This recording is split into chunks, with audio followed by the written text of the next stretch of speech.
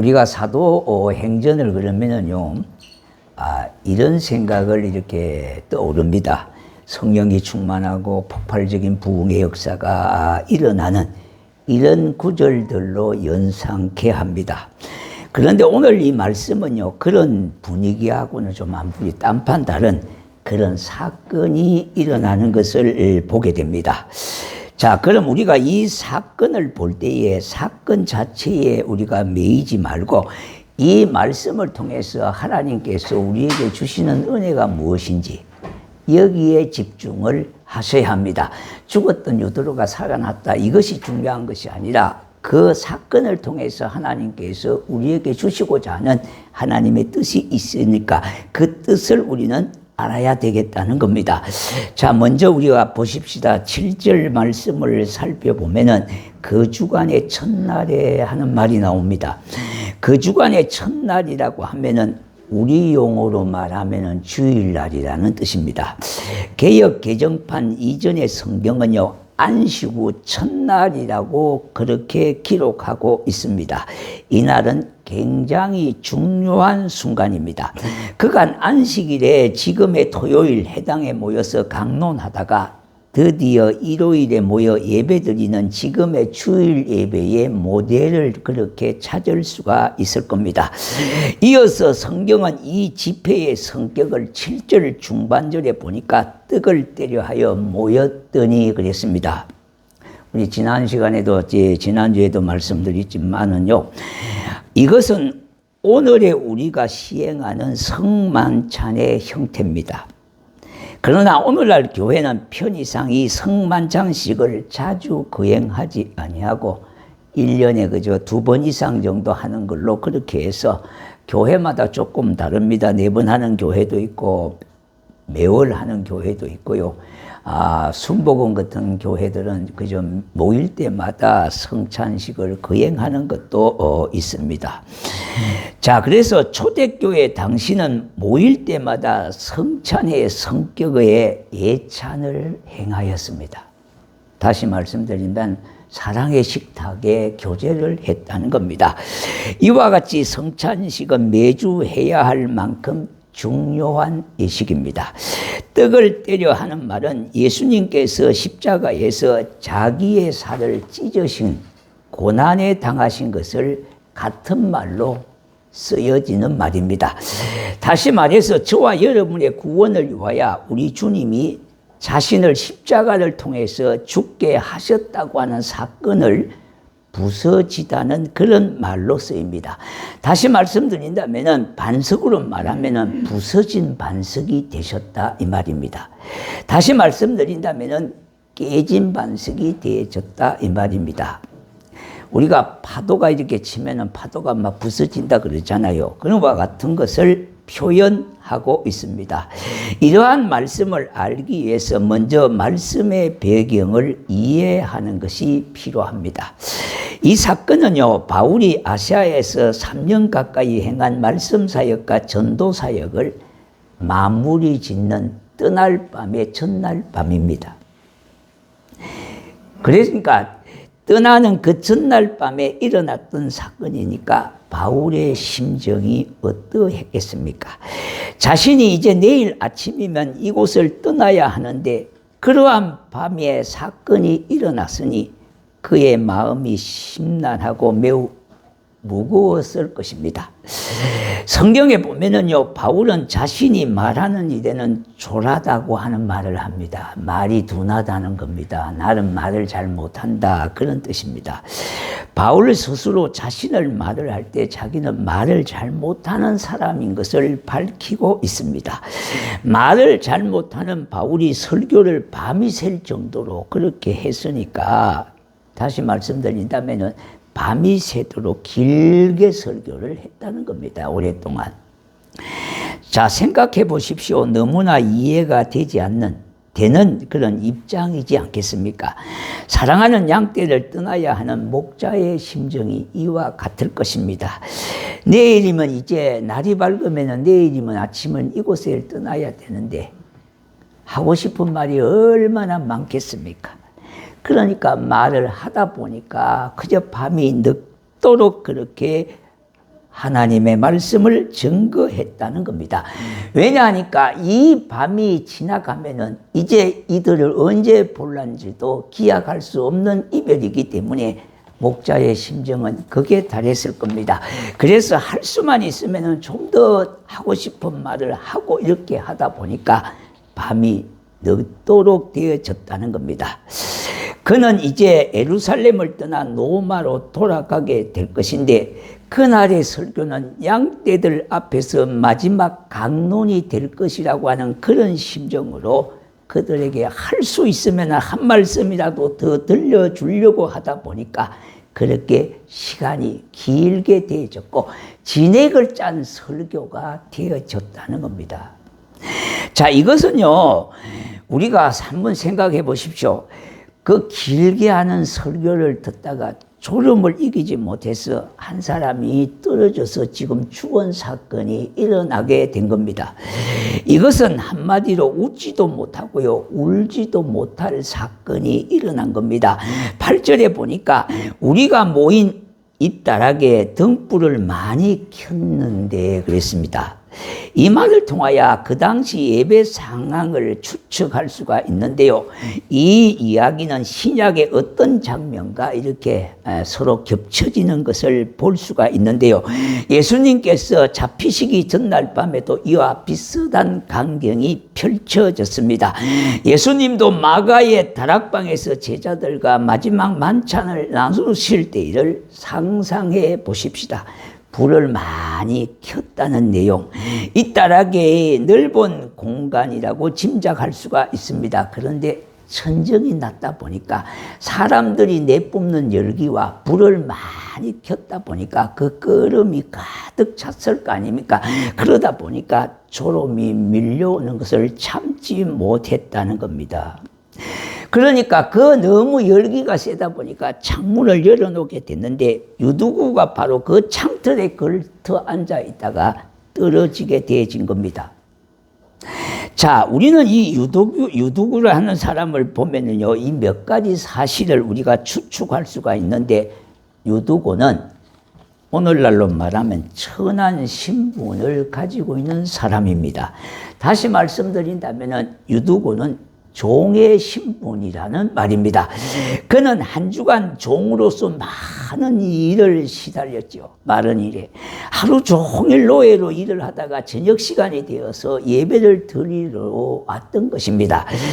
그런데 일찍 온 사람들이 앞자리에 많이 가득가득 앉아 있기 때문에 자기의 자리는 3층 창가에 걸터 앉아서 뜨거운 열기로 쏟아지는 육체의 피곤을 견디지 못하고 졸다가 그만 떨어졌던 사건입니다. 본문 9절 하반절에 보니까 3층에서 떨어지거늘 일으켜보니 죽었는지라 했습니다. 여기서 떨어졌다고 하는 말은 말씀이 아주 중요한 본문을 이해하는 열쇠가 되겠습니다. 자, 떨어졌다고 하는 이 말은 원문의 뜻이 이런 뜻입니다. 파멸하다는 뜻입니다. 그냥 떨어졌다가 어느 정도 다치지는 아니느냐, 뭐 죽었든지 심한 상처를 입었든지 이런 정도가 아니라 이 원문의 뜻은 이렇습니다. 파멸하다, 절망하다, 끝나다 이 말입니다. 그러므로 떨어졌다고 하는 말은 단순히 떨어졌다고 죽었다고 하는 정도가 아니라 인생이 완전히 끝났다는 겁니다.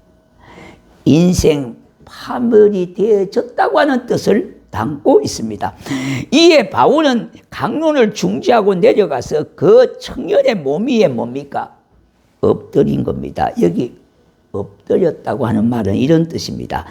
밀어닥치다, 엄몰하다 이런 뜻인데요. 다시 말씀드린다면 그 청년 후에 바울이 뭡니까? 심리적으로 육체적으로 결합이 됐다는 겁니다. 합해졌다는 말입니다. 혼연일치가 됐다는 말입니다. 그래서 심리적으로 육체적으로 완전히 합해졌다는 뜻을 말씀하고 있습니다. 자, 그리고 나서 바울은 두 가지 주의사항을 전달하고 있는데 하나는 뭐냐 하니까 쉬 떠들지 말라는 겁니다. 우리가 세상은 참으로 요란스럽지 않습니까? 자본들이 많습니다. 들어서 유익될 것도 있지만은 무익한 것이 너무 많습니다. 어떤 사건이 터지면요, 저마다 입이 있기 때문에 떠들어댑니다. 지금은 개인 방송 시대가 접해졌기 때문에 너도 나도 떠들어대지는 거예요. 우리는 계엄 사태 이후에 전국 상황을 보면은요, 이곳저곳에서 떠들어대는 매체들이 얼마나 많습니까? 그 내용을 보면 거의가 가짜고요. 추측성 보도이고 자극성 보도이고 아주 쌍스러운 욕설로 엄당핏을 저질 방송이 넘쳐나고 있습니다. 그러므로 다수의 국민들로부터 예면을 당하기도 하지만은 국민들을 호도시키는 것에 이익을 담당하는 것들이 되어버렸습니다. 세상은 이렇게 요란하고 떠들어대는 세상 속에 우리가 살아가고 있지 않습니까? 사건이 벌어질 때마다 저마다 소리를 내며 온통 소음으로 내몰리고 있는 그런 시대에 이 소리 저 소리에 떠나서는 살 수 없을 정도로 온갖 기전에 이 소리 저 소리가 다 들려오고 있는 그런 때입니다. 바울은 이것을 저지하기 위하여 떠들지 말라고 말씀했습니다. 우리의 신앙도 마찬가지입니다. 때로는 소리를 쳐야 될 때도 있지만 때로는 입을 닫아야 될 때도 있고요. 크게 하나님 앞에 소리내서 기도해야 될 때도 있지만 때로는 침묵해야 될 때도 있습니다. 왜? 내 말만 아니라 하나님의 음성을 들어야 되고 하나님의 뜻을 깨달아야 될 때도 있어요. 그래서 우리가 예배드릴 때도 마찬가지입니다. 찬송을 할 때도 내 입으로 찬송을 해야 돼요. 그냥 듣기만 하지 말고요. 우리가 내 입으로 찬송하고 하나님의 말씀을 귀로 열고 듣는 것이 얼마나 중요한지 몰라요. 그냥 이 자리 앉아 있는 것이 중요한 게 아니에요. 여기 오신 그 자체가 중요하다고 보지만 더 중요한 것은 하나님의 말씀을 내가 귀를 통해서 들어야 되고 내 입을 통해서 하나님의 영화를 드러내야 된다 이 말입니다. 그것 때문에 여러분이 이 자리에 앉아 있잖아요. 그러니까 그냥 멍하게 앉아 계시지 말고 입을 열어서 찬송해야 되고 말씀을 들을 때는 집중해서 들으셔야 돼요. 하나님은 뭘 보십니까? 중심을 보셔요. 하나님이 예배드리는 태도와 중심을 보신다 이 말입니다. 하나님 앞에 집중하시기를 바랍니다. 하나님은 우리의 자세와 태도를 보시고 계셔요. 우리가 살아가는 오늘의 세대는요, 가짜가 다 요란스럽습니다. 진짜가 조용하니까 가짜 같아. 가짜가 얼마나 떠들어대니까 진짜 같아. 이런 시대에 살고 있다 이 말입니다. 그러다 보니까 여기에 익숙하다 보니까 우리가 뭡니까? 차를 다 거의 다 몰고 다니시잖아요. 그런데 사고가 났습니다. 그러면 우리가 학습한 것이 있습니다. 일단 내려가지고 목소리를 높여갖고 큰 소리로 그냥 가음을 쳐야 된다는 겁니다. 그래서 기선을 제압해야 된다는 거예요. 그러니까 여자나 남자나 무조건 내리면 큰 소리부터 칩니다. 예. 이 잘못된 학습들이 많습니다. 그래서요, 처음에는 차 사고 때문에 싸움이 붙었는데 이제는 다른 것으로 인하여 싸움이 붙습니다. 이 아줌마 가면 나를 뭐 이렇게 아줌마라 그러냐고. 그럼 아줌마니까 아줌마라 그러죠. 왜 그러냐니까.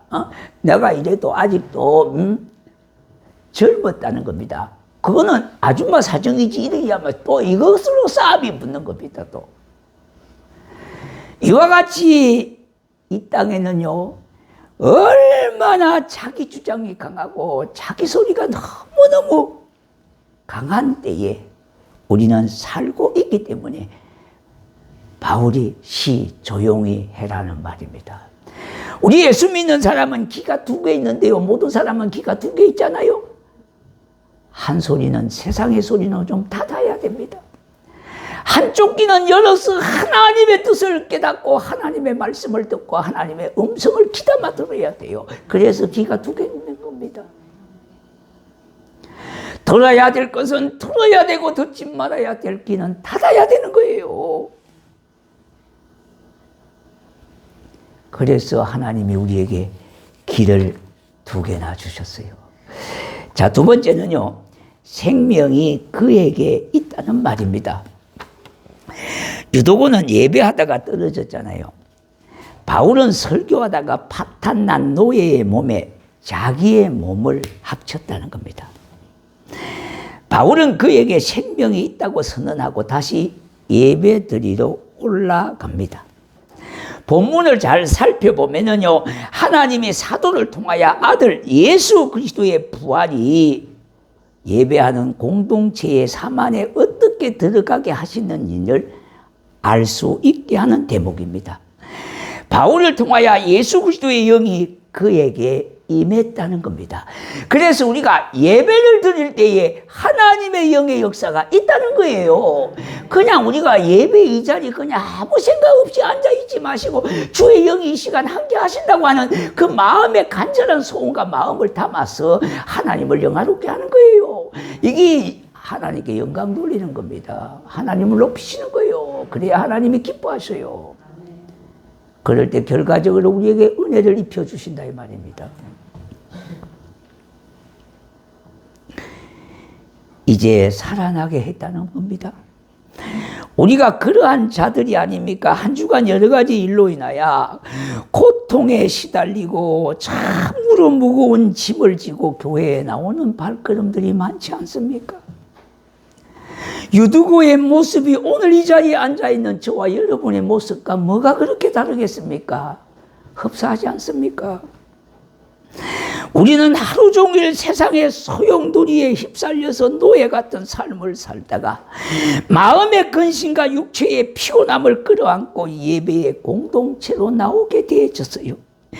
유두고라고 하는 인물을 통하여 우리는 이러한 교훈을 받게 되어지는데, 예배를 통하여 힘을 얻고 생명력을 가지며 심령이 다시 살아나는 역사를 가지게 되는 것이 바로 예배라는 겁니다. 그러니까 믿는 사람들에게 예배라고 하는 것은 아무리 강조해도 모자람이 없습니다. 예배가 그렇게 중요하다 이 말입니다. 예배의 성공자는 인생의 성공자가 되어지는 거예요. 할 수만 있으면 예배에 집중하셔야 돼요. 다른 거에 자꾸 쓸데없이 신경 쓰지 말고요. 왜냐? 예배에 성공하지 못하고 은혜 받지 못한 인생 실패자가 될 수 있어요. 주일날 교회에서 은혜를 받으면요, 한 주간의 삶이 힘있게 살아갈 수 있고요, 복된 인생으로 살아갈 수가 있어요. 그러므로 예배에 최선을 다하시는 겁니다. 집중하는 겁니다. 그런데 우리는 삶의 현장에서 살아가는 것을 보면 너무나 쫓기고 복잡한 삶을 살아요. 이렇게 사는 것이 하루 이틀의 삶이 아니라 늘 바쁘게 살고 늘 쫓기는 삶을 살다 보니까 심적으로 부담만 자꾸 늘어나게 되어지고 우리의 심령 속에 눌리는 것들이 많아요. 어떻게 보면 유두구의 삶이 오늘의 우리의 삶이라고 해도 과언이 아닐 것입니다. 삶의 고단함을 이기지 못하여 창틀에 걸터앉아 졸다가 떨어지고 팜을 밟을 수밖에 없는 존재였습니다. 이런 우리의 생명의 떡으로 오신 예수 그리스도가 덮으셨다는 거예요. 하나님의 영이 역사했다는 거예요. 그걸 몸소 보여준 것이 바울이 그렇게 했다는 겁니다. 그 사람 위에 몸을 합쳤다는 겁니다. 그래서 주의 영이 바울을 통해서 하나님이 보여주게 하셨다 이 말입니다. 보여주게 하셨어요. 그래서 우리는 예배를 그렇게 소홀히 생각하지 마시고 예배를 드리는 그 시간만이라도 거기에 좀 집중하시고 하나님이 역사하심을 기대하면서 마음의 문을 열고 은혜를 받으려고 하셔야 돼요. 그냥 시간만 때우는 것이 능사가 아닙니다 이 말입니다. 이런 믿음을 가지고 예배 드리면요, 우리의 삶이 달라지고 예배의 태도가 달라지고 예배의 분위기가 달라져요.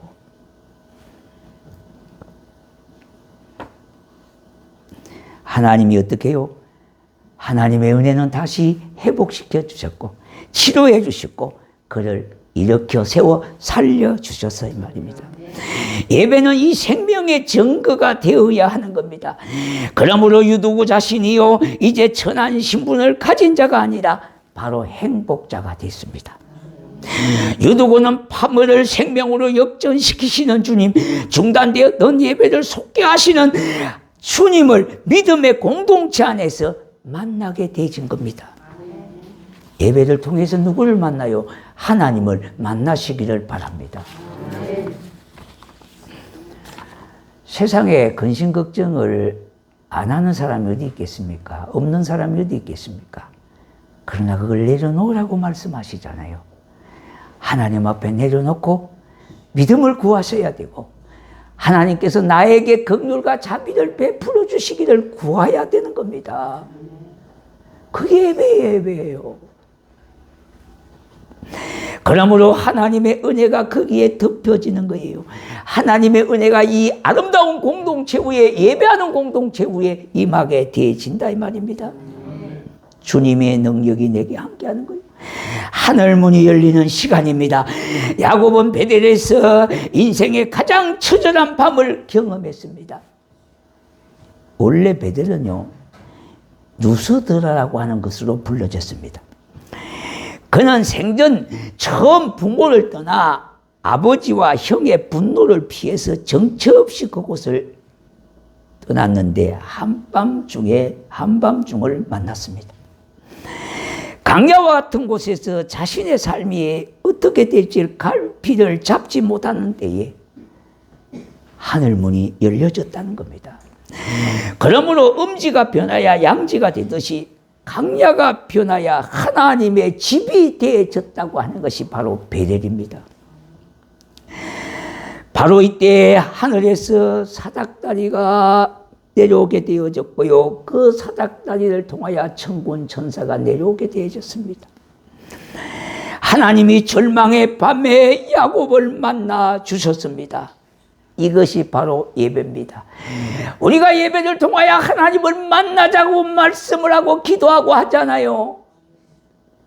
진짜 그렇다면 야곱을 만나주시는 하나님이 나도 이 시간 만나주실 줄로 믿고 그렇게 기도하는 거예요. 그렇게 예배하는 중심을 드리는 겁니다. 예배는요 먹장구름같이 인생이 갈팡질팡할 때 유두구처럼 완전히 파탄났다고 생각되는 순간 바울이 파탄난 종의 몸과 합하여진 것처럼 하나님의 은혜가 우리에게 그렇게 임하게 되어지면 우리도 하나님의 역사를 보게 될 날이 오게 될 것입니다.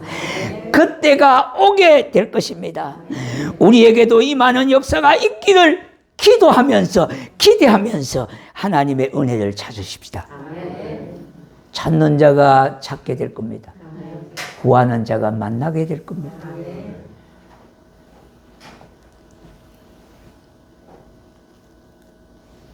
그러면 예배 자리가요 절망이 변해서 소망으로 바뀌어집니다.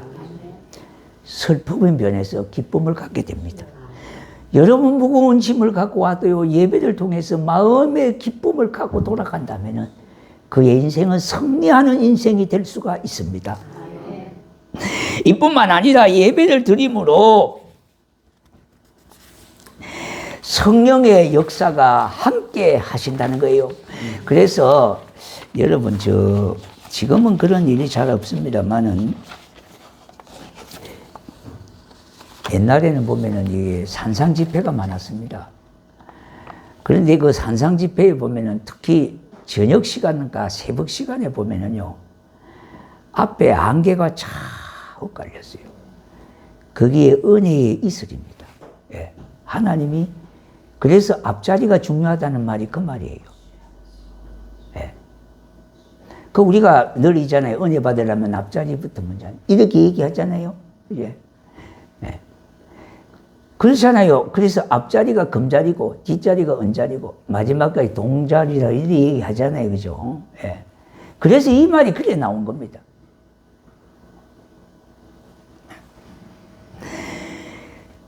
그러므로 예배는 하나님이 우리에게 은혜 주시는 중요한 통로입니다. 예, 은혜 받으려면 예배를 제대로 드려야 돼요. 능력을 입혀주시는 거예요. 그래서 예배를 통해서 은혜 받고 힘없고 나가서 삶 속에 승리하고 주 안에서 어떻든지 한 마음 한뜻 이루어 하나님의 의를 이루어 나가자는 겁니다. 여러분, 우리가 하나님에게 모든 것을 맞추면은 다 맞는 겁니다. 오늘날 왜 우리가 갈등이 많습니까? 가정에도 갈등이 많고요. 직장에도 갈등이 많고 교회에도 갈등이 많습니다. 여러분, 신앙 개개인도 갈등이 있을 수가 있어요. 왜 그렇습니까? 나도 내가 밉다 그러는데 왜 상대방이 좋게만 보일 수가 있겠습니까? 나도 내 마음을 모르는데 어떻게 상대방의 마음을 제대로 알겠냐 이 말입니다. 그러니까 사람이 산다고 하는 것 자체가 갈등이 있다는 말이에요. 그럼 어디에 초점을 맞춰야 됩니까? 당신은 나에게 맞추지 말라고 자꾸 그렇게 하면 안 돼요. 자식아, 엄마에게 마음을 맞추라 해도 안 되고요. 주님께 마음을 맞추셔야 돼요, 주님께.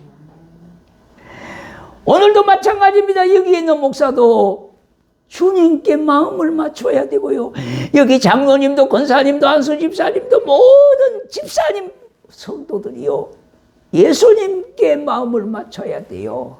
그래야 주 안에서 하나가 되어지는 겁니다. 고린도전서 1장 10절에 보면은요, 고린도 교회는 분쟁이 많았잖아요. 그런데 왜 마음이 바울이 뭐라고 그랬습니까? 주께 마음을 맞추라는 겁니다. 주 안에서 한 마음을 품으라는 겁니다. 같은 말을 하라는 겁니다. 그러면은 하나가 되어질 수가 있고 분쟁이 사라지게 되어지는 겁니다. 오늘 말씀을 듣고 여러분의 심령 속에 이와 같은 역사가 일어나기를 축복합니다. 그래서 성도에게는요, 예배는 선택이 아니고 필수입니다. 우리가 이 땅을 살아가고 하나님의 자녀를 살아가고 하는 삶 속의 시작이 뭐냐? 예배요. 끝날 때가 예배입니다. 자, 여러분, 예수 믿고요, 처음에 어떻게 얘기합니까? 가까운 교회 가서 예배 잘 드리십시오. 이렇게 얘기합니다. 그러니까 신앙생활의 시작이 예배예요. 마지막 끝마침이 천국 한송 예배라고 하나님 앞에 입성하는 거예요. 거기 끝입니다. 예배를 등한히 하는 것은요, 큰 은혜를 놓치는 것이고 하나님을 멀리하는 꼴이 됩니다. 예배에 성공하십시다. 인생의 승리가 되는 비결입니다. 한 주간 동안 삶의 자리에서 영적으로 죽었다가 다시 살아나게 하는 은혜를 공급하는 것이 바로 교회에서 드리는 예배입니다. 이 예배를 통하여 영적으로 죽음과 부활을 체험하게 되는 하나님의 역사가 일어남을 기대하면서 인생살이에서 죽었다가 다시 살아나게 하신 은혜, 이 예배를 통해서 가질 수가 있습니다. 우리 모두 이러한 은혜와 복의 주인공이 되시기를 주의 이름으로 축복합니다. 우리 찬양하겠습니다.